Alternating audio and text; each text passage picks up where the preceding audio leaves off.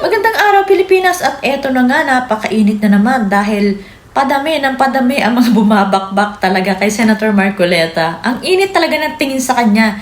Akalain mo, isang beses pa lang yung hearing niya, pinag-iinitan na kaagad siya ngayon ng napakarami. 'Di ba? Yung kahapon na vlog natin, si Kiko, si Soto, saka si Lacson.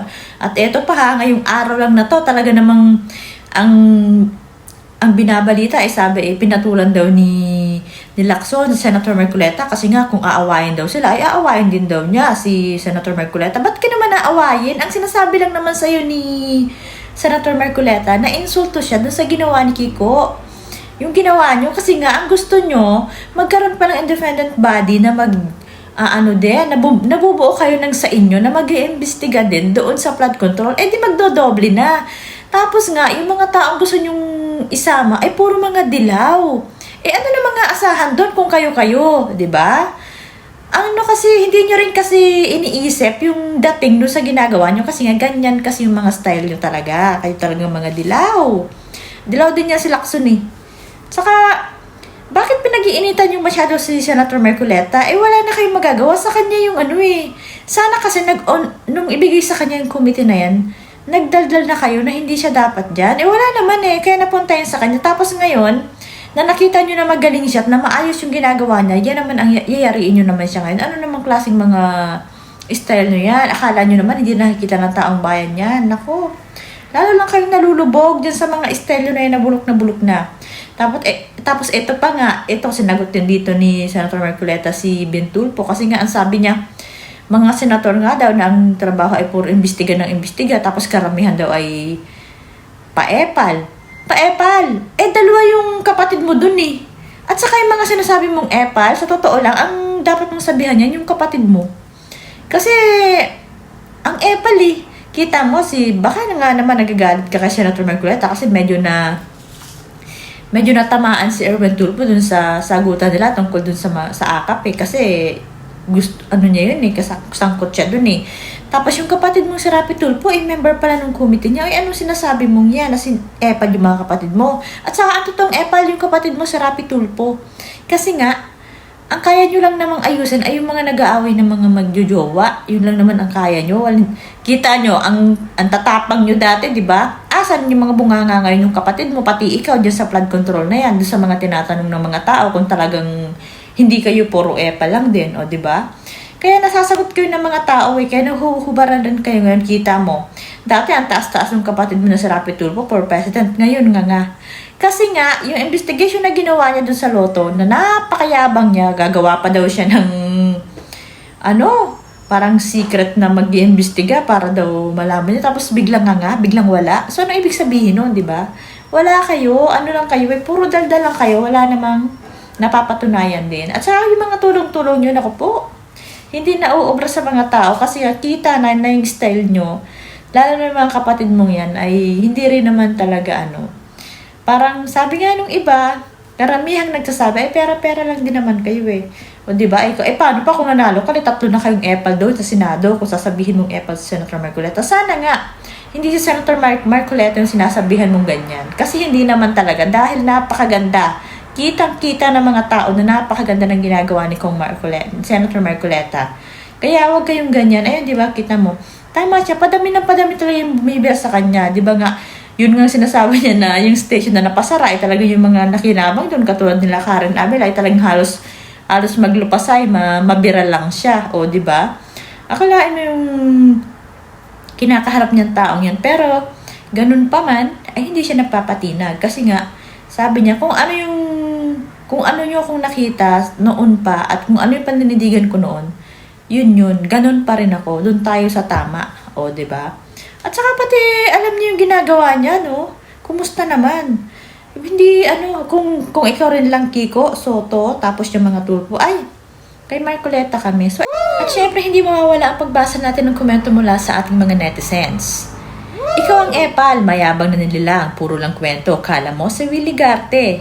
Lagi nakasalamin kahit hating gabi, mabuti na lang, di siya binuga ng shotgun sa port area. O, diba? Ayan nga, kasi nga, talagang mababash talaga kayo pag si Kong Marcoleta ang binira ninyo. Kasi kita naman ng tao na wala naman talaga siyang kaipalan. Talagang napakagalingan ang pagtatanong niya eh. Talagang kinaiingitan nyo lang kasi napakagalingan ng tao. Akalain mo isang araw pa lang niyang ginagawa, ang dami nang nagdadaldal. Bakit? Ano yun? Isang pitik? Yun na yun? Sa hirap nung mga kailangan niyang gawin, una pa lang ginaganyan niyo na siya. Ibig sabihin, talagang may nga tawag doon, may laman yung ginagawa niya, may paroroonan at nasa tamang direksyon. So ayaw nyo kasing masapawan. Ganun kasi yun. Kaya ayus-ayusin nyo. So eto pa, tulpo, solicitor si Marcoleta. Mas maraming alam yan tungkol sa batas. Ikaw ang epal, pilingero. Ano ang pinagmamalaki? Maliban sa dark shade mo. Tanggalin mo yung shade mo para makita yung baha sa Manila. O ayan, di ba pa? Yan pa nga ang sinasabi sa kanila ngayon.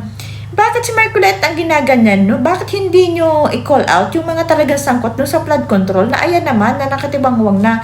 Ba't hindi, alam nyo sa totoo lang, dito sa flood control na to, dapat ang tinatanong din talaga dito si Romualdez sa Saldico, wala man lang bumibig ka sa mga yan. Ang binapakbakan ay yung mga contractor, pero mga congressman talagang hindi pa. Pag yan hindi naparusahan yung mga congressman na yan, ay medyo hindi nyo mapapaniwala ang mga tao.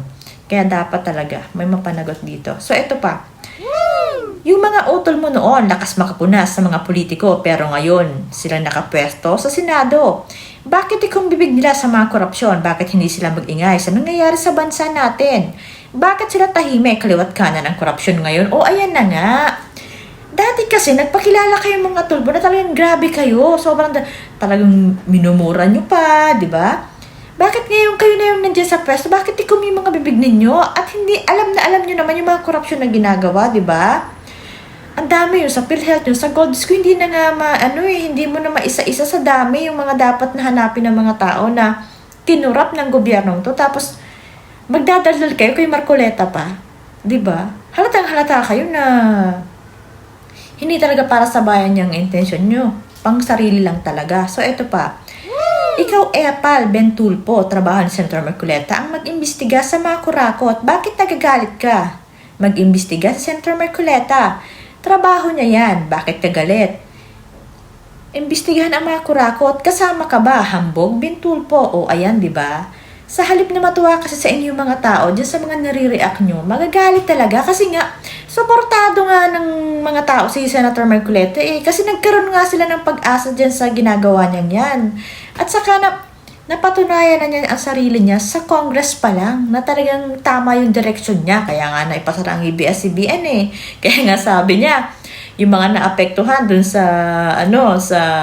napasarang yun ay talagang halos maglupasay sa pagbira sa kanya. Kasi nga, talagang kinakasuklaman siya ng mga taong yun. Aminado naman siya dun wala siyang magagawa, trabaho niya yun At saka, wala naman silang maisagot kay Marcoleta that time.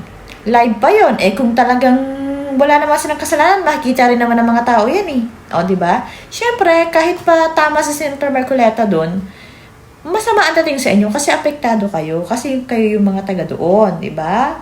Yun So, eto pa, bukas, next ni Senator Marcoleta. So, tingnan natin kung wala. Hinaharang siya Sa Senado pa lang, hinaharang siya nila Kiko.